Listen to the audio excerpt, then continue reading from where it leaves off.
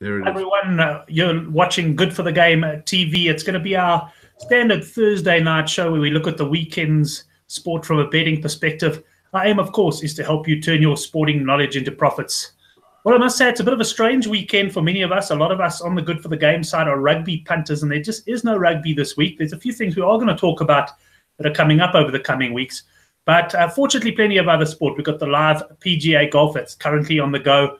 We've got MTN 8 quarterfinals, a full house of English Premier League fixtures starting Friday night with Manchester United against Leicester. So we can't complain about things to talk about. And joining me on the line from Durban, it's Oracle Rugby, Gavin Cohen. Gavin, a quiet week for your website by sort of, let's say, normal standards. Absolutely, Brent. Thrown in a public holiday today as well. So Thursday I'm normally very busy, and well, Wednesday and Thursday, and yeah, this week I've done just about nothing. My wife was pretty happy to have me the whole day today. So yeah, very little. I must say, I even considered whether we should rather start doing the show next week, but I thought, well, let's do it. We can try a few things. And just to mention that little hashtag chat betting, if anyone has any questions for us, certainly before the show in the future, they can use that hashtag and we can answer them during the show. Gavin, let's start with a bit of cricket. It was meant to be the first day today of England v India at Lords, a thrilling first test match, which I know you made a bit of money out of. I see the entire day was rained out. Don't even think we've had the toss. And having a look at the betting, England, we were trading around even money, are now 16 to 10. You can get 15 to 10 the draw and 28 to 10 India on the drift. And I suppose a lot's going to depend on the weather, but that draw must be starting to look a bit tempting. Yes, Brent, it's definitely tempting. But from what I saw in that first match, the reason why the draw's at 15 to 10 and not at 5 to 10 is because they did finish in 4 days. In fact, there was quite a lot to spare. That game finished, I think, just before lunch on day 4 or just after lunch. I can't remember exactly. But coming into that last day, India needed to get 80, 85 runs, and England needed to bowl them out. And they managed to do that in the end. So, yeah, it was a fantastic finish. Loved Test match cricket. We had a bit of a chat, obviously, afterwards as well.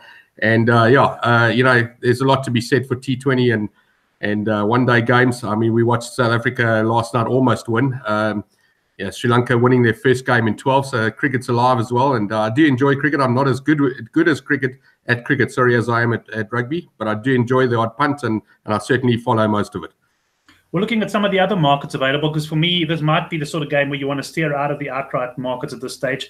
Kohli, 19 to 10 favourite to be India's top batsman in the first innings, and Joe Root, the 5 to 2 favourite to be England's top batsman. Starting with Kohli, I mean, that's a short price for a top bat, but it looks decent value when you look at how head and shoulders above the rest of the Indian batsmen Kohli looked in that first test.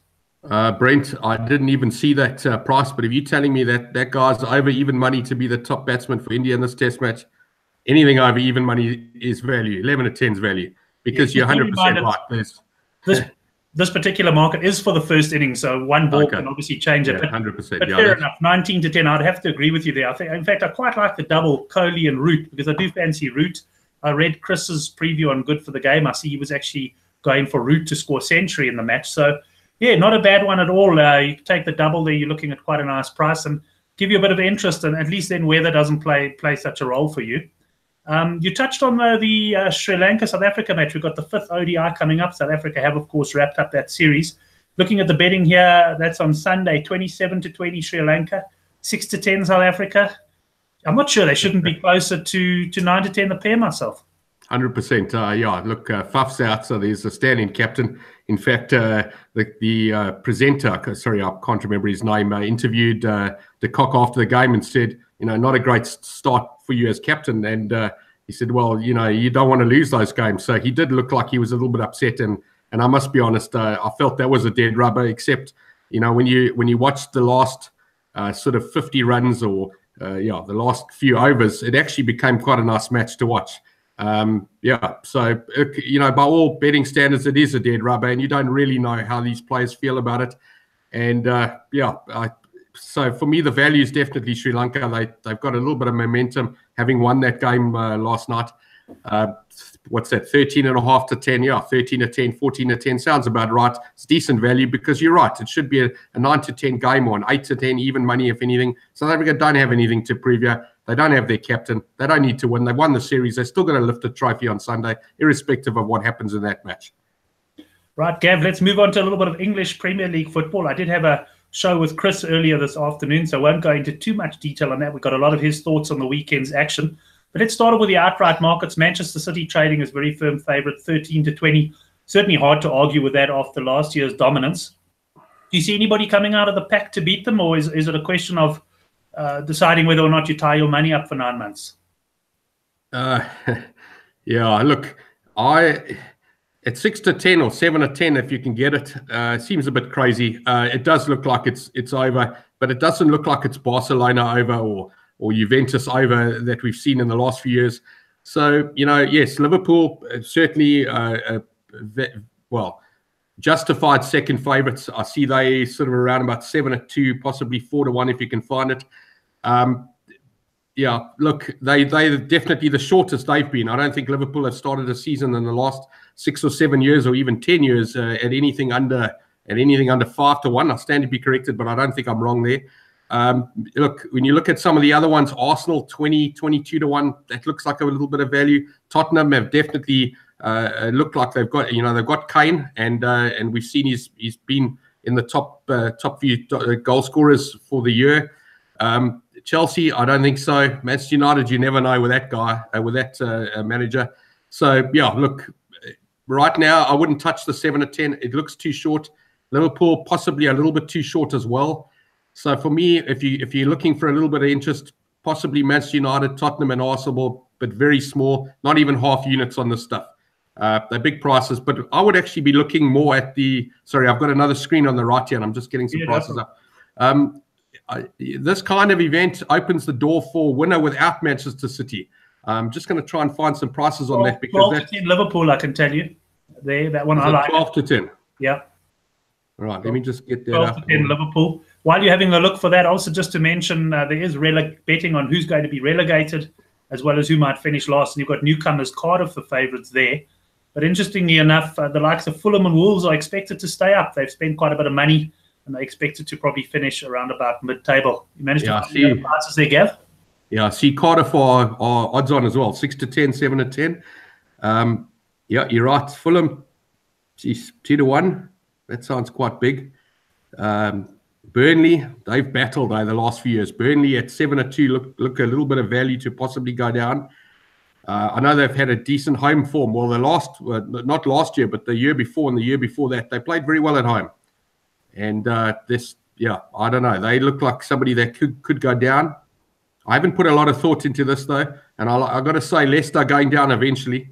I was one of those people that got them to win. I didn't get them at 5,000-1. I got them at 33-1 in January.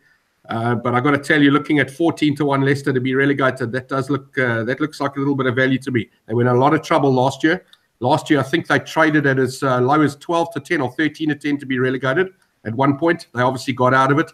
14-10, that's not a bad price. Certainly, they've lost one of their best players there in Riyad Mahrez, who's gone to Manchester City. And Chris is thinking along similar lines to you, not getting too involved early on in the season.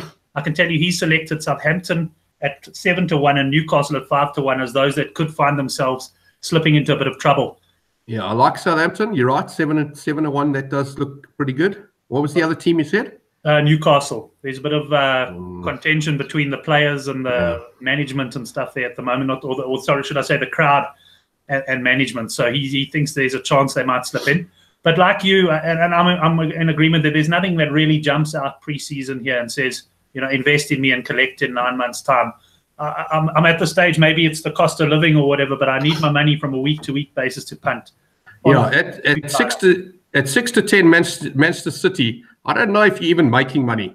Yes, it's a 60% return on your investment if you get it right. But geez, there's going to be a hell of a lot of sweating there. I can't see them winning every single game. And you've got to wait 9 months to get your money back. I don't know. Your money can work much better for you in the interim. Right, I've got that without Manchester City. Now, here, straight away, I'm interested in Arsenal at 8-1. I'm interested in Tottenham at 6-1. Chelsea, I don't like too much this year. Manchester United look a little short at 5-2, and Liverpool probably right at 12-10. But I think there's definitely value in Tottenham and Arsenal to win without Manchester City at 6 and 8 to 1. I like those. Those will be the long-term markets we'll concentrate. Have you had a look at the weekend's fixtures at all? Anything jump out for you there, Gavin? Well, I won't be touching Leicester at, what is this? What did I see here? No. Manchester United at 5 to 10 to beat Leicester is probably right, but I don't touch anything below 7 to 10. It's got to be absolutely magical before I even touch it at 6 to 10. So I won't be touching anything there. I wouldn't even go Leicester and draw. I wouldn't take Leicester +1 here. I don't think Leicester are going to even come close. I expect Manchester United to win that game. Tottenham I like at 11 at 10 or just over, or even money 11 at 10 if you can get it away at Newcastle. Like you said, the trouble at Newcastle. Tottenham look a little bit of value there. Chelsea away at 6 to 10. I wouldn't touch them. I might even have a go at the 5 to 1 Huddersfield at home here. Yeah, that does look a little bit of value. Liverpool 1 to 4. Put it in a multiple if you really want to, but not for me. Arsenal. Well, there you go. Arsenal against City, the big game. I'm interested in the 3 to 1 there. So I suppose Arsenal and draw would probably be, judging by the 9 to 10 Manchester City, you probably get 9 to 10 on that. No. Yeah. 9 to 10, Arsenal +1 is value to me, and Arsenal to win the game at 3 to 1 is definitely value. Right. Well, just to sum up my thoughts and probably combine a few of Chris's in the Manchester United-Leicester game tomorrow night, I do like Manchester United to win and win fairly comfortably. I'm taking the -1 there, 15 to 10. Manchester United, so they've got to win by 2 goals or more, something they have done the last 2 times they have played Leicester. Looking at Saturday's list, Chris likes goals in the Wolves-Everton game. He's going both teams to score at 17 to 20.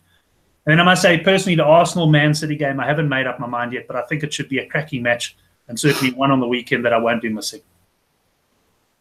Gavin, that takes us on to the MTN 8 quarterfinals. I don't know how closely you follow the local game. I certainly follow the PSL pretty closely, but I don't really enjoy the South African Cup competitions too much. And Chris and I were having a chat about it and saying, you know, you're probably not going to be far wrong going the draw in all 4 games, because that's quite often the way South African Cup games are played. But let me run through the fixtures and the betting for you, and you can give your comments afterwards. We've got Sundown 6 to 10 favourites to beat Arrows, who are 5 to 1. We've got Chiefs against Free State Stars. Chiefs have made a bit of a shaky start to the season. They are odds on at 17 to 20 to beat Stars. You can get 34 to 10 about the visitors there. Pirates 8 to 10. They had a tricky midweek win against Chippa United. They went down to 10 men at 1 point, and you can get 8 to 10 on them beating Supersport, who are 73 to 20. And in Sunday's game, you got Maritzburg 14 to 10 and Cape Town City 2 to 1. Anything jump out at you besides maybe the odd draw? Okay, firstly, when it comes to these cup games in South Africa, you're 100% right. Second of all, South Africa, I did a stat on this a few years ago. I haven't done it recently, but I don't think I'm far wrong either. You know, these bookmakers are going out 22 to 10s and 5 to 2s and draws in South Africa. South Africans, I think, again, I stand to be corrected. I don't think I'm wrong. It came in at 1.91, I think was the correct price that a draw, every 1.91 games, there was a draw in South Africa. Second only to the Italian Serie B and Serie C, which I think a lot of the mafia are involved in those draws. So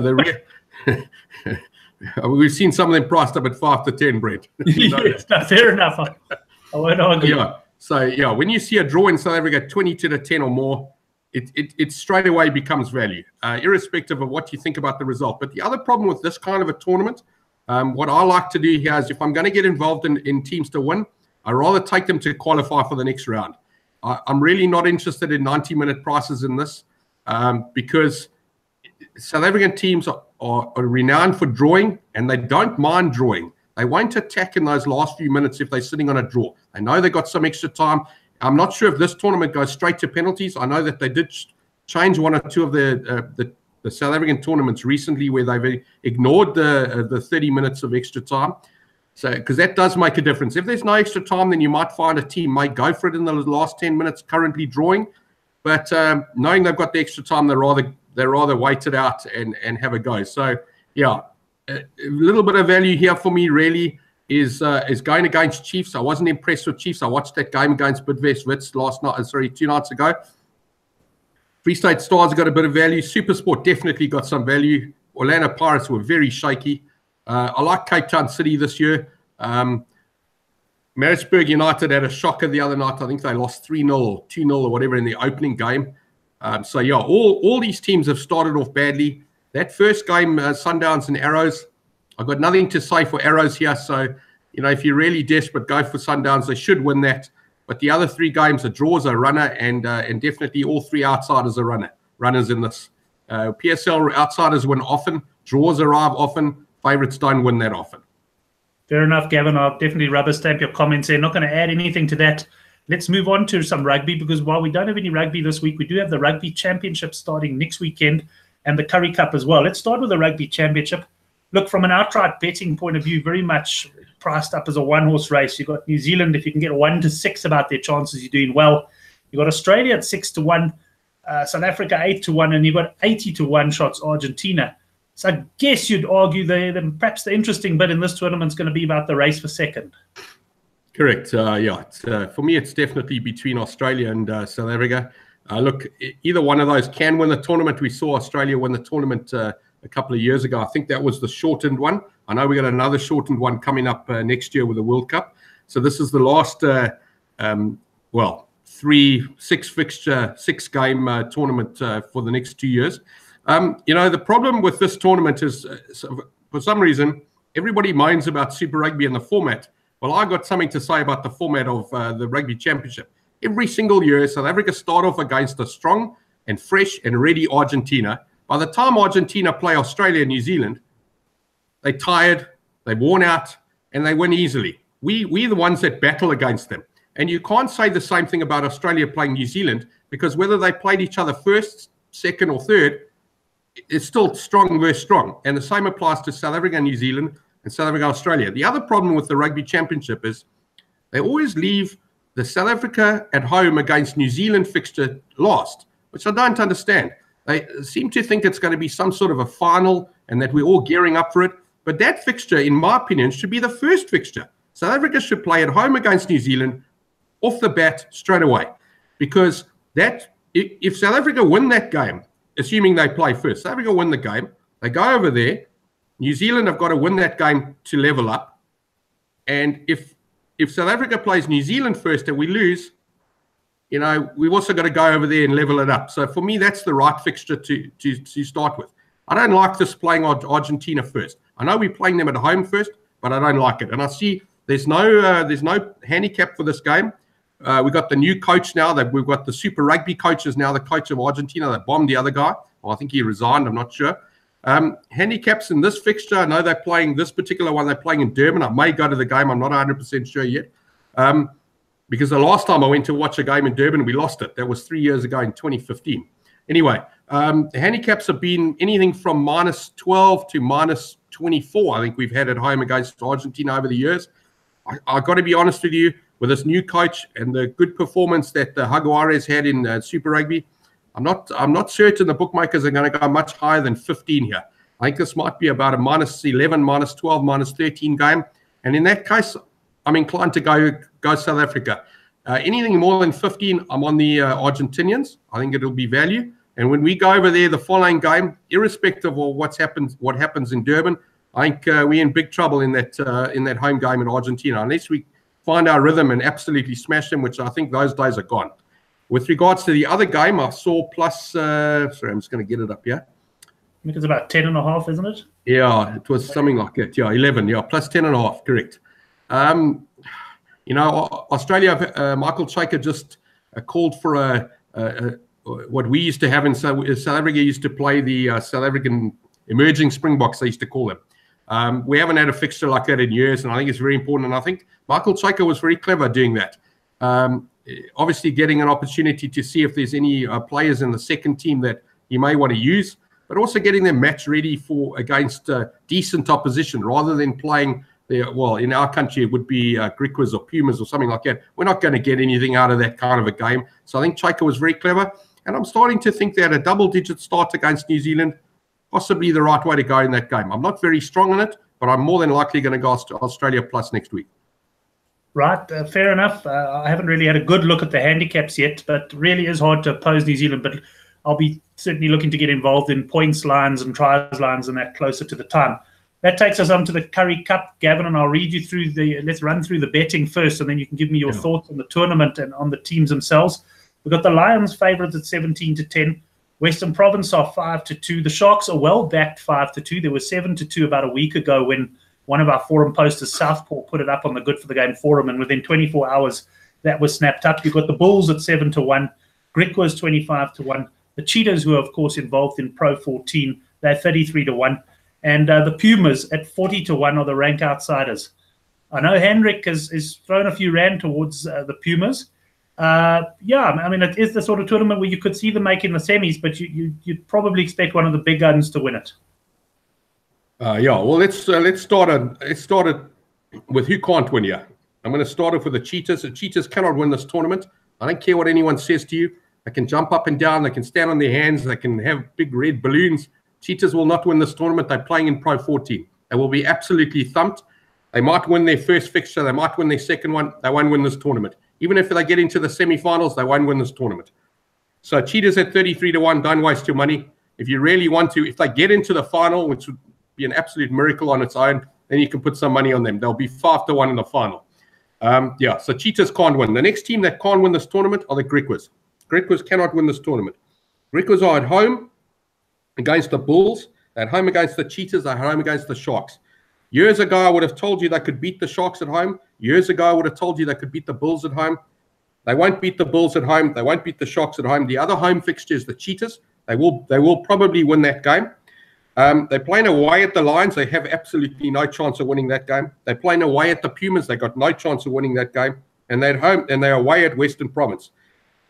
You know, as bad as Western Province might be, I don't think the Griquas are going to go to Cape Town and win that game. So even if they did, for me, they get 2 victories here out of 6. They won't make the semi-finals. So for me, the Cheetahs and the Griquas are gone. It's down to the other 5 to get in. So when you look at the Pumas, Hendrik's 100% right. Pumas, even at 40-1, I know they were 66-1 earlier in the week or last week. 40-1, still a little bit of value. Let's look at their home fixtures. Pumas are playing the Griquas at home. I give them that game. The next one, they're playing Western Province. They're likely to beat Western Province. In fact, they'll probably even start as favourites. Then they play the Lions. Now, this was the first fixture last year, and I went minus 12.5 Lions. And people said to me I was crazy. I was going for the Lions. Pumas ended up winning the game by 10. And let me tell you, they'll probably win this game as well. So I give the Pumas to win all 3 home games. They play away at Cheetahs. They'll probably win that because that's the last game of the Cheetahs. I think it's in September. Cheetahs will be well into Pro 14, so Pumas can win that game. Pumas are away at the Bulls. If they've certainly got a chance there. And the other away game is against the Sharks. I say they got no chance in Durban. So for me, the Pumas can win 5 games here. So Pumas are big runners. Well, big runners to make the semi-finals. The next one is the Sharks. Let's look at the Sharks fixtures. Sharks at home against the Bulls. Probably win that. You know, they're playing the Lions. They'll probably win that one as well. Playing the Pumas. So, yeah, the Sharks look like they got all 3. But again, Pumas could win that match. Lions could also win that. Sharks are away at Cheetahs. They'll win that. Sharks are away at Province. I'd like to say they'll win that. And the Sharks are away at Griquas. So the Sharks are also value. They were right to back the 7-2.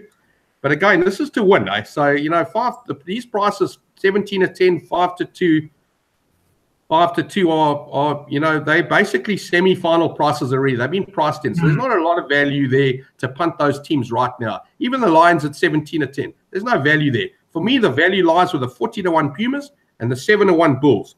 Bulls at home against Lions. Bulls at home against Pumas. Bulls at home against Western Province. I give them the Western Province win. I don't see Western Province go to Pretoria and winning that game. Probably beat the Lions as well at home. Pumas, again, that's a tough one. Bulls are away at Cheetahs. They'll win that game as well. In fact, Bulls, Sharks, and Pumas are the away teams at Cheetahs. I don't see the Cheetahs winning any home games here, although, like I said, they could possibly win that first one. But if I remember correctly, it is against the Bulls. They play the Bulls next week on the 17th. I think that's Friday. Yeah, Friday. So that'll be a Friday night game. I don't know. I like the Bulls there. I'll probably be going Bulls. Get back to that page. Sorry. Yeah, so the Cheetahs, for me, I don't think they're going to win any of these. The other Bulls away game is at Griquas. I think they'll win that. So, yeah, for me, 7-1 Bulls, absolute value. Huge value. For a team that should be in the semi-finals, They've still got what's his name? Mitchell. Yeah, Mitchell. Sorry, lost. Yeah, I don't know. They had a good go last year. They almost won well, they didn't almost win the tournament, but they played much better than they had played in Super Rugby earlier in the year. So yeah, for me, just those two. I wouldn't touch any of these Lions, Province, or Sharks. In fact, you can oppose the Province. Province are probably the team that's going to miss you. I'd like to say the Lions, the Sharks, the Bulls, and the Pumas will make the semi-finals. Yeah, I must say, Gavin, I'm pretty much in agreement with your assessment there. I think the prices as they stand now, unless a team, I mean, if you take it, even a team like the Sharks, the money's come for them. The value's been had there, 7-2 into 5-2. 5-2 probably looks about right, because unless they start off absolutely incredible, it's unlikely they're going to shorten much beyond certainly the 2-1 mark. And maybe rather wait then until you get a sense for how things are going in the season, and perhaps even to the semi-final stage. I hadn't really considered your Bulls pick there at 7-1, so it's something I'm going to have a good look at, because I am looking to have a sort of an upfront bet, and of course, no doubt we'll be running a few Super Brew comps and stuff like that as well. You've pointed out often in the past, though, very often a good Super Brew performance doesn't relate to a good punting performance, does it? Well, it never has for me, because I'm normally picking what I've actually punted. So, so when you get an outsider, even at 2-1, you should be getting 2 points. You're only getting 1. And if I've taken a plus at +5.5, a guy's gone the favourite, a 3-10 favourite to win by 6, and they win by 4, he beats me because I've not gone 4. I've gone the team to win. And I've taken the +4.5, so I've won the money, but he's punted at mine, and the handicap's at 5.5. He's punted it at -5.5. He's lost, but he's picked 6, and he's beaten me on Super Brew. It's just, the example I used on my story was correct. I found a guy. It was the weekend when the Reds beat the Lions, and I think the Jaguares beat the Blues. And you find a guy that's picked both of those two results, and he didn't win the week because he didn't get the value out of those 2 wins. Anyway. Yeah, look, sorry, I just want to mention one more thing of the Currie Cup here. So if I look at all the home fixtures, the teams that, because I only play 3 games at home and 3 away. The Lions, for me, have got the absolute easiest draw at home. They play Griquas, they play Cheetahs, and they play Western Province. To me, out of all of this that I'm looking at here, the Lions are absolute certainties to win those 3 home games. Just win them. We're not talking about minuses at this point, just to win the games. Western Province at home. They're at home against the Cheetahs and Griquas. They should win that. I don't think they'll beat the Sharks. They're not as easy. Yeah, so sorry, I'm going to start rambling on about other ones. But yeah, I'm happy with what I've picked there. And obviously, this next week, we've got 2 fixtures. So, because next week I'm actually going to do a preview on each team. So I'm going to go through all of this stuff.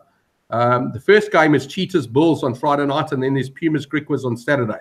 And that's the same Saturday that South Africa play Argentina. So quite a nice bit of start next week for rugby. Excellent, Gavin. Thanks very much for joining me on the show. Next week, Thursday, we'll probably have a few more guests on the panel, because we're going to have plenty of rugby to talk about. It's going to be very exciting indeed. We've also got some other shows coming up next week. GG Gaming are having a little bit of a special. Look out for that one. Be sure to subscribe to the page below this video that you're watching now, so that you get notified of that. Gavin, all the best for the punting weekend, but my advice to you is keep your powder fairly dry and get ready to fire into the rugby next week. I will do. Thanks very much, Brent. Yeah, I've just got a small interest in the England-India game, and probably I haven't had any golf bets yet. I'll more than likely have a bet on Sunday when I decide what I like, for the final round. But that's it. Otherwise, thanks very much, Brent. Thanks very much, everybody. Thanks, Gavin. Also to be watching the golf, I've got quite big interest in Dustin Johnson, Justin Thomas, who faded a bit in the first round towards the end, and my other guys, Brooks, Kupka. One of those 3, please, have to win, and I'll be pretty happy. Thanks very much for watching this Thursday night show. We'll see you during the course of next week. Have a good weekend.